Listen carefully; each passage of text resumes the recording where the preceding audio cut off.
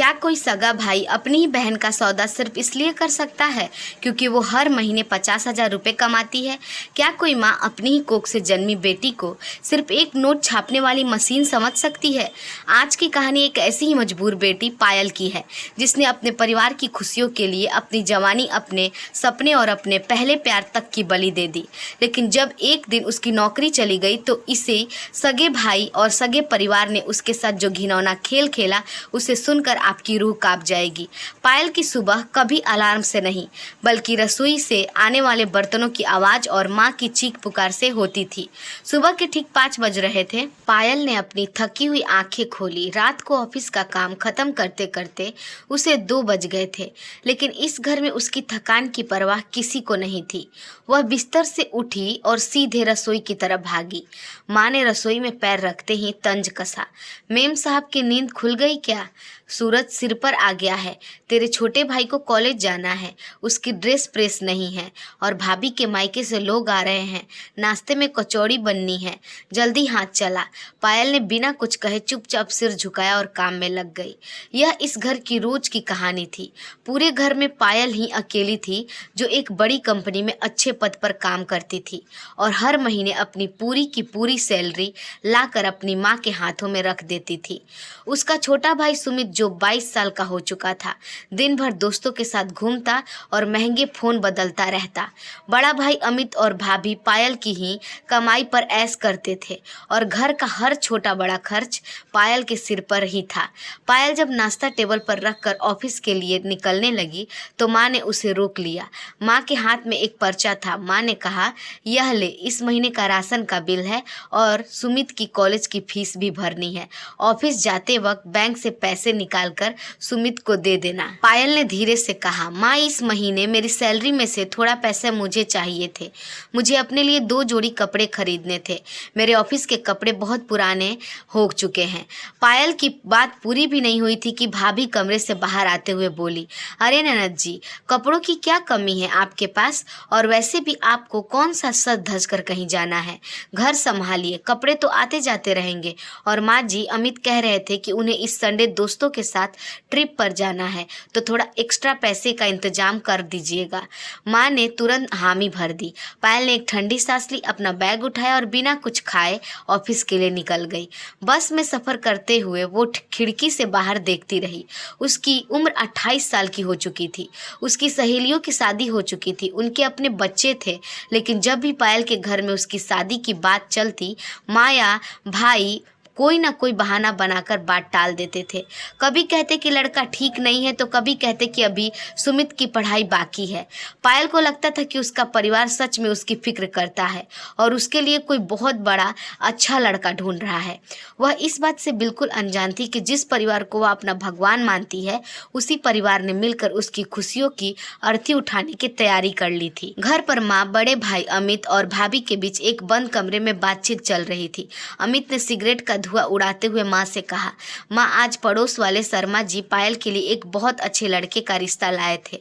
लड़का सरकारी नौकरी में है और कोई दहेज भी नहीं मांग रहा है। माँ ने तुरंत गुस्से में कहा, शर्मा जी का दिमाग खराब हो गया है क्या? अगर पायल की शादी हमने कर दी तो इस घर का खर्च कौन उठाएगा? तेरी बीबी के महंगे शौक कहाँ से पूरे होंगे? सुमित की अयासी कैसे चलेगी? जब तक पायल कमा रही है, इस घर में लक्ष्मी बरस रही है। उसकी शादी की बात अभी 4-5 साल तक सोचना भी मत। भाभी ने मुस्कुराते हुए कहा, माँ जी बिल्कुल सही कह रही हैं। लड़का कितना भी अच्छा हो, हमें कोई ना कोई कमी निकालकर, बहाना ढूंढकर रिश्ता को ठुकराना ही होगा। पायल को लगना चाहिए कि लड़का ही खराब था। यही इस घर का सबसे बड़ा घिनौना सच था। पायल उनके लिए बेटी या बहन नहीं थी, बल्कि नोट छापने वाली एक मशीन थी, जिसे वो कभी अपनों से दूर नहीं करना चाहते थे। घर की 4 दीवारी के पीछे चल रही इस घिनौनी साजिश से अनजान पायल रोज की तरह लोकल बस के धक्के और ऑफिस के काम के तनाव के बीच अपनी जिंदगी पिस रही थी। उम्र का 28वां साल अब 29वें में बदलने को था। चेहरे पर थकान झुर्रियां साफ दिखाई देने लगी थी, लेकिन आंखों में एक उम्मीद अब भी बाकी थी कि कभी तो उसका भी अपना एक घर होगा। कोई ऐसा होगा जो ऑफिस से थक कर लौटने पर उससे यह पूछेगा कि पायल आज तुम्हारा दिन कैसा रहा। एक दोपहर ऑफिस के लंच टाइम में पायल कैंटीन में अकेली बैठी चाय पी रही थी। तभी उसके पास उसकी कंपनी के नए प्रोजेक्ट मैनेजर राघव आकर बैठे। राघव स्वभाव से बेहद शांत, सुलझे हुए और संस्कारी इंसान थे। उन्होंने कुछ ही महीनों में पायल की मेहनत, उसकी सादगी और उसके सीधेपन को भांप लिया था। राघव ने चाय का कप टेबल पर रखते हुए कहा, पायल अगर तुम बुरा न मानो तो एक बात पूछूं। पिछले 6 महीने से देख रहा हूं तुम कभी किसी ऑफिशियल ट्रिप पर नहीं जाती, कभी किसी पार्टी में नहीं रुकती और सैलरी आते ही जैसे कोई इमरजेंसी हो वैसे घर भागती हो। सब ठीक तो है ना? पायल ने फीकी मुस्कान के साथ कहा, हाँ राघव जी, सब ठीक है, बस घर की जिम्मेदारियां थोड़ी ज्यादा है। पापा के जाने के बाद माँ और भाइयों की देखरेख मुझे ही देखनी होती है। राघव उसकी आंखों में छिपे दर्द को पढ़ रहे थे। उन्होंने गहरी सांस ली और सीधे मुद्दे पर आए। पायल में घुमा फिराकर बात करना नहीं जानता। मैं पिछले कुछ समय से तुम्हें कुछ समझने की कोशिश कर रहा हूँ। मुझे तुम्हारी सादगी और तुम्हारा अपनों के लिए समर्पण बहुत पसंद आया। मैंने अपने घर पर माँ बाप से तुम्हारे बारे में बात की है। अगर तुम्हारी और तुम्हारे परिवार की इजाज़त हो तो क्या मेरे मम्मी पापा तुम्हारे घर रिश्ता लेकर आ सकते हैं? राघव की बात सुनकर पायल के हाथ से चाय का कप छूटते छूटते बचा। उसके गालों पर बरसों बाद एक हल्की सी लाली और आंखों में चमक आ गई। राघव का परिवार शहर का एक प्रतिष्ठित और संस्कारी परिवार था और राघव खुद एक बहुत बड़े अच्छे इंसान थे। पायल ने अपनी धड़कनों को संभालते हुए कहा, राघव जी, मैं अपनी माँ से इस बारे में बात करूंगी। अगर वो मान गई तो मुझे कोई ऐतराज नहीं है। उस दिन पहली बार पायल का मन ऑफिस के काम में नहीं लग रहा था। उसे लग रहा था कि भगवान ने आखिरकार उसकी सुन ली है और उसकी दुखों का भरी जिंदगी में अब खुशियों का सवेरा होने वाला है। वह शाम को घर लौटते वक्त रास्ते से मिठाई का डब्बा भी खरीद लाई। घर पहुंचते ही माहौल हमेशा की तरह भारी था। भाई अमित सोफे पर पैर पसार कर गेम खेल रहा था और भाभी फोन पर किसी से ऊंची आवाज में हंस हंस कर बातें कर रही थी। पायल ने हिम्मत जुटाई और रसोई में जाकर माँ के पैर छुए। माँ ने मिठाई का डब्बा देखकर मुंह बिचकाया। ये क्या है? आज पैसे फालतू आ गए हैं क्या जो बाजार से मिठाई उठा लाई? वैसे ही अमित की नई बाइक की किस्त भरनी है अगले महीने से। पायल ने माँ का हाथ पकड़ते हुए कहा, माँ आज बहुत अच्छी बात हुई है। मेरे ऑफिस में जो राघव जी है ना, मैनेजर हैं, बहुत अच्छे इंसान हैं। उन्होंने मुझसे शादी के लिए पूछा है। वो कह रहे थे कि उनके माँ बाप हमारे घर आकर बात करना चाहते हैं। लड़का बहुत कमाऊ है माँ, और परिवार भी बहुत इज्जतदार है। पायल को लगा था कि यह सुनकर माँ उसे गले लगा लेगी, लेकिन माँ के चेहरे पर जैसे हवाइयाँ उड़ने लगी। माँ का रंग सफ़ेद पड़ गया। रसोई के दरवाजे पर खड़े अमित और भाभी ने भी यह जब सुना तो दोनों के होश उड़ गए। उनके दिमाग में तुरंत कैलकुलेटर चलने लगा कि अगर पायल चली गई तो हर महीने आने वाले 50,000 रुपये बंद हो जाएंगे। सुमित की बाइक की किस्त रुक जाएगी और भाभी के पार्लर का खर्च कौन उठाएगा? अमित ने तुरंत पासा फेंका। वह आगे आया और नकली गुस्सा दिखाते हुए बोला, पायल तुझे शर्म नहीं आई यह बात करते हुए? तू इतनी बड़ी कंपनी में काम करती है और एक लड़के ने तुझे जाल में फंसा लिया। ऐसे लड़के सिर्फ लड़की की सैलरी देखकर शादी का नाटक करते हैं। वो तुझसे नहीं, तेरे पैसों से प्यार करता है। पायल की आंखों में आंसू आ गए। नहीं भैया, राघव जी वैसे इंसान नहीं है, वो बहुत भले इंसान है। भाभी ने आग में घी डालते हुए कहा, अरे ननद जी, आप तो अभी बच्ची हैं, मर्दों की नीयत को नहीं समझती। माँ जी, मैंने सुना है कि उस राघव के बारे में उसका चाल चलन ठीक नहीं है। ऑफिस में यह हमारी सीधी सादी लड़कियों को बहला फुसलाकर उसकी जिंदगी बर्बाद कर देगा। माँ ने तुरंत हाथ में पकड़ा हुआ बेलन टेबल पर पटका और चिल्लाकर बोली, बस बहुत उड़ने लगी है तू आजकल। 2 पैसे क्या कमाने लगी? अपनी मर्जी से दूल्हा चुन कर लाएगी। साफ साफ कह देती हूँ, मेरे जीते जी इस घर में तेरी डोली ऐसे किसी एरो गैरो के साथ नहीं उठेगी। मना कर दे उसे। पायल का दिल जैसे टूट कर बिखर गया। वह रोते हुए अपने कमरे में भाग गई और तकिए में मुंह छुपाकर फूट फूट कर रोने लगी। उसे समझ नहीं आ रहा था कि उसका परिवार राघव को मिले बिना उसके बारे में इतनी कड़वी बातें कैसे कह सकता है, लेकिन साजिश यही ही खत्म नहीं हुई थी। रात के 2 बजे जब पूरा घर सो रहा था, अमित, भाभी और माँ हॉल में बैठकर फुसफुसा रहे थे। अमित ने कहा, माँ, पायल उस लड़के को लेकर सीरियस लग रही है। अगर उसने हमारी बात नहीं मानी और कोर्ट मैरिज कर ली तो हम सड़क पर आ जाएंगे। भाभी ने अपनी सातिर मुस्कान बिखेरी और कहा, मेरे पास एक उपाय है। क्यों ना हम उस राघव को ही अपने घर बुलाएं और यहाँ कुछ ऐसा ड्रामा करें कि वह खुद ही हाथ जोड़कर भाग जाए और कभी पायल का मुंह ना देखे। सांप भी मर जाएगा और लाठी भी नहीं टूटेगी। माँ ने अमित की तरफ देखा और कहा, बहू ठीक कह रही है। पायल के सामने शरीफ बनो और उस लड़के को यहाँ बुलाकर ऐसा तमाशा करो कि वो खुद ही इस रिश्ते से तौबा कर ले। अगली सुबह माँ पायल के कमरे में गई और उसका सिर पर हाथ फेरते हुए नकली ममता दिखाई। पायल बेटी, रात को मैं गुस्से में थी, तू रो मत। अगर अच्छा लड़का है तो एक काम कर, उसे और उसके माँ बाप को संडे को हमारे घर चाय पर बुला ले, हम खुद देख लेंगे। पायल को लगा कि उसकी माँ का दिल पिघल गया। वह खुश हो गई और उसने तुरंत राघव को फ़ोन करके संडे का न्योता दे दिया। वह मासूम यह नहीं जानती थी कि आने वाले संडे को उसका अपना परिवार उसके आत्मसम्मान और उसके प्यार की सरेआम धज्जियाँ उड़ाने की तैयारी कर चुका है। रविवार की सुबह पायल के लिए एक नई उम्मीद लेकर आई थी। उसने बहुत चाव से पूरे घर की सफाई की। अपनी अलमारी से वह सबसे सादी लेकिन सुंदर साड़ी निकालकर पहनी। आज बरसों बाद उसने आईने के सामने खड़े होकर अपने बालों को संवारा था। दिल में अजीब सी हलचल थी। वह रसोई में जाकर राघव और उनके माता पिता के लिए समोसे और खीर बनाने लगी। माँ, भाई, अमित और भाभी हॉल में बैठे सोफे पर चुपचाप चाय पी रहे थे। उनके चेहरे पर कोई खुशी नहीं बल्कि एक अजीब सी खामोशी थी, वैसी खामोशी जो किसी बड़े तूफान से पहले आती है। पायल ने मुस्कुराते हुए माँ से कहा, माँ, सब तैयारी हो गई है, वो लोग बस आते ही होंगे। माँ ने बिना मन के सिर्फ सिर हिला दिया। ठीक सुबह के 11 बजे दरवाजे की घंटी बजी। पायल का दिल जोर से धड़का। उसने दौड़कर दरवाजा खोला। सामने राघव, उनकी माँ और उनके रिटायर फौजी पिता खड़े थे। राघव के पिता के हाथ में मिठाई का डब्बा और फल थे। पायल ने झुककर राघव के माता पिता के पैर छुए। राघव के पिता ने हंसते हुए कहा, जीती रहो बेटा। राघव ऑफिस में तुम्हारी बहुत तारीफ करता है, आज देख भी लिया, बहुत संस्कारी बच्ची हो। राघव का परिवार हॉल में आकर सोफे पर बैठा। पायल ने अपनी माँ, भाई, भाभी को उनसे मिलवाया। शुरुआत में सब ठीक ठाक चल रहा था। राघव के पिता ने बात आगे बढ़ाते हुए कहा, देखिए भाई साहब, हम बहुत सीधे साधे लोग हैं। राघव और पायल एक दूसरे को पसंद करते हैं। हमें आपकी बेटी बहुत पसंद है। हम कोई दान दहेज नहीं चाहते, बस बच्चों की खुशी चाहते हैं। अगर आप लोग राजी हो तो अगले महीने ही चट मंगनी पट ब्याह कर ले। पायल रसोई के पर्दे के पीछे खड़ी होकर यह सब सुन रही थी और उसकी आंखों से खुशी के आंसू बह रहे थे।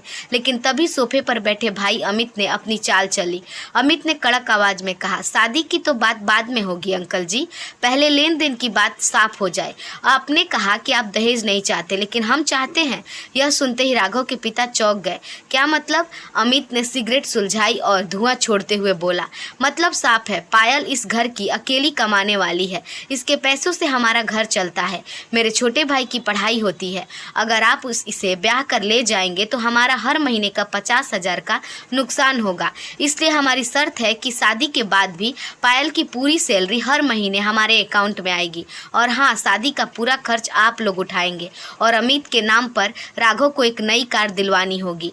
भाभी ने तुरंत सुर में सुर मिलाया, हाँ और क्या, मुफ्त में थोड़ी ना इतनी कमाऊ लड़की को अपने घर से भेज देंगे। आखिर हमने पाला पोसा है, कुछ कीमत तो वसूलेंगे ही। यह सब सुनकर राघव के माता पिता के पैरों तले जमीन खिसक गई। राघव की माँ गुस्से में खड़ी हो गई और बोली, यह कैसी बातें कर रहे हैं आप लोग? आप अपनी बहन की शादी कर रहे हैं या उसका सौदा कर रहे हैं? शर्म नहीं आती अपनी बहन की कमाई पर ऐश करते हुए? पायल रसोई से भागी हुई बाहर आई। उसका चेहरा डर और शर्म से लाल पड़ा था। उसने रोते हुए अपने भाई का हाथ पकड़ा। भैया, ये आप क्या कह रहे हैं? प्लीज ऐसा मत कहिए। माँ, भैया को रोको ना। लेकिन माँ चुपचाप आंखें फेर कर बैठी रही। उसे जैसे पहले से सब कुछ पता था। अमित ने पायल का हाथ झटक दिया और राघव के पिता से बोला, शर्त मंजूर है तो बात आगे बढ़ाओ, नहीं तो अपनी सरकारी नौकरी वाले बेटे को लेकर अभी के अभी हमारे घर से दफा हो जाओ। राघव, जो अब तक खामोश था, उसका गुस्सा 7वें आसमान पर पहुंच गया।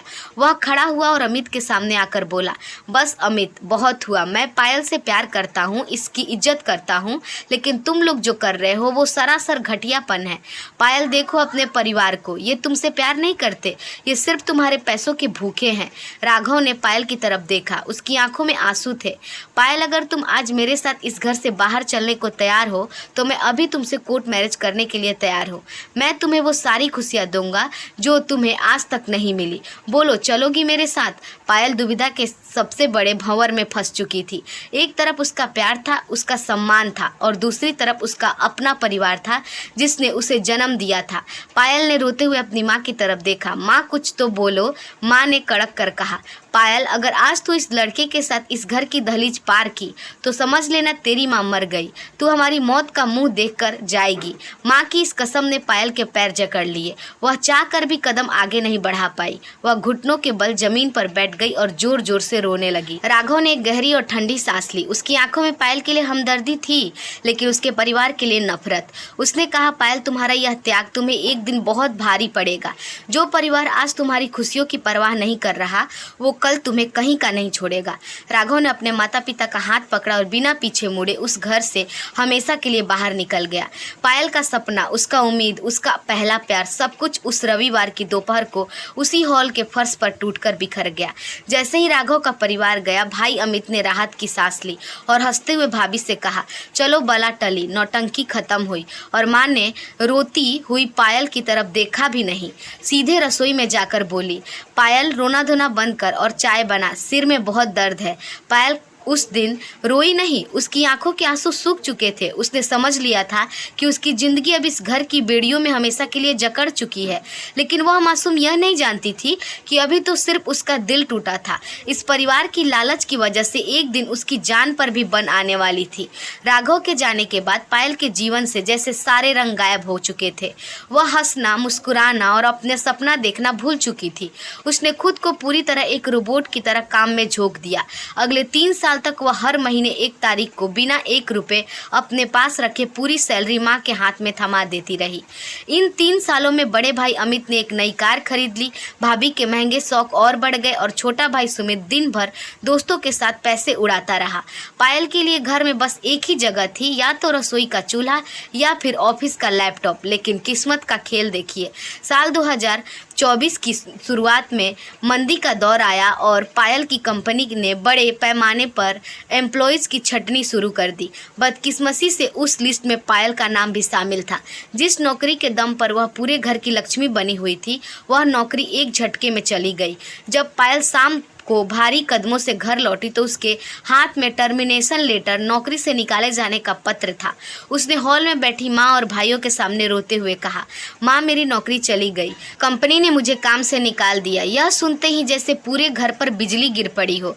माँ के चेहरे की ममता एक पल में गायब हो गई। भाई अमित सोफे पर उछल पड़ा, क्या मतलब नौकरी चली गई? तो अब घर का खर्च कौन चलाएगा? तेरी कार की किस्त कहाँ से आएगी? भाभी ने तुरंत ताना मारा, अरे बड़ी आई 30 साल की पढ़ी लिखी मेम साहब, अपनी नौकरी भी संभाल कर नहीं रख पाई। अब हम क्या इस घर में भूखे मरेंगे? पायल ने रोते हुए माँ का हाथ पकड़ना चाहा। माँ, मैंने पिछले 7 साल से दिन रात एक करके इस घर को संभाला है, मुझे 2-3 महीने का समय दीजिए, मैं दूसरी नौकरी ढूंढ लूंगी। लेकिन माँ ने उसका हाथ झटक दिया और कड़क कर बोली, 2-3 महीने? यहाँ एक दिन का खर्च चलाना मुश्किल है। अगर कमा नहीं सकती तो बैठकर मुफ्त में रोटियां तोड़ने की जरूरत नहीं है। अगले 1 महीने में पायल ने इस घर का वो रूप देखा जिसकी उसने कभी सपनों में भी कल्पना नहीं की थी। जो भाई उसकी सैलरी आते ही आगे पीछे घूमते थे, अब उसे देखकर मुंह फेर लेते। सुबह रसोई में जब नाश्ता करते तो पायल को टोक दिया जाता, काम धंधा कुछ है नहीं, बस समय पर खाना चाहिए। भाभी अब बात बात पर उसके पुराने कपड़ों का मजाक उड़ाती। हद तो तब हो गई जब एक रात सुमित ने गुस्से में पायल से कहा, दीदी, आपकी वजह से दोस्तों के सामने मेरी इज्जत खराब हो रही है। लोग कहते हैं कि तुम्हारी बड़ी बहन घर पर खाली बैठी है। पायल अपने कमरे में कोने में बैठकर रोती रही। उसे राघव की कही हर बात याद आ रही थी। ये तुमसे प्यार नहीं करते, ये सिर्फ तुम्हारे पैसे के भूखे हैं। आज पायल को एहसास हुआ कि उनसे एक ऐसे परिवार के लिए अपने प्यार और अपनी जवानी और अपनी खुशियों की बलि दे दी जिसके लिए उसका वजूद सिर्फ एक नोट छापने वाला मशीन से ज़्यादा कुछ नहीं था। तभी एक सुबह जब पायल घर के आंगन में झाड़ू लगा रही थी, उसे चक्कर आया और वह जमीन पर गिर पड़ी। वह पिछले कई दिनों से ठीक से खाना नहीं खा रही थी और और डिप्रेशन का शिकार हो चुकी थी। जब उसे होश आया तो वह अपने कमरे में बिस्तर पर थी। बगल में डॉक्टर खड़े थे। डॉक्टर ने अमित से कहा, आपकी बहन को गहरा मानसिक तनाव है और शरीर में खून की भारी कमी है। इन्हें तुरंत अच्छे अस्पताल में भर्ती कराना होगा। दवाओं और इलाज में करीब 50,000 रुपए का खर्च आएगा। डॉक्टर के जाते ही अमित और भाभी कमरे में आए। अमित ने माँ से कहा, माँ हमारे पास फालतू के पैसे नहीं है इसकी बीमारी पर उड़ाने के लिए। जब कमाती थी तब बात अलग थी, अब इस पर 50,000 कौन लगाएगा। भाभी ने जहरीली मुस्कान के साथ कहा, एक रास्ता है माँ जी, पड़ोस के गांव के वो जो विधुर जमींदार है ना, जिनकी उम्र 55 साल है और पहली बीवी मर चुकी है, वो लड़की ढूंढ रहे हैं। वो शादी के बदले 2 लाख रुपए देने को भी तैयार हैं। क्यों न इसकी शादी उनसे करा दे। बीमारी का नाटक भी खत्म होगा और हमारे पास पैसे भी आ जाएंगे। माँ ने कुछ पल सोचा और सिर हिलाकर कहा, हाँ वैसे भी अब यह इस घर पर बोझ है। जो मिल रहा है लेकर इसे विदा करो। कमरे के दरवाजे के पीछे खड़ी पायल ने अपनी माँ और भाई की यह बात सुन ली। उसके पैरों तले जमीन खिसक गई। जिस माँ की कसम पर उसने अपना प्यार ठुकराया, वही माँ आज चंद रुपयों के लिए उसे एक बूढ़े आदमी को बेचने को तैयार हो रही थी। उस पल पायल के अंदर की सहमी हुई लड़की मर गई और एक आत्मसम्मान वाली औरत का जन्म हुआ। उसकी आंखों के आंसू सूख गए और उनमें एक अजीब सा गुस्सा भर आया।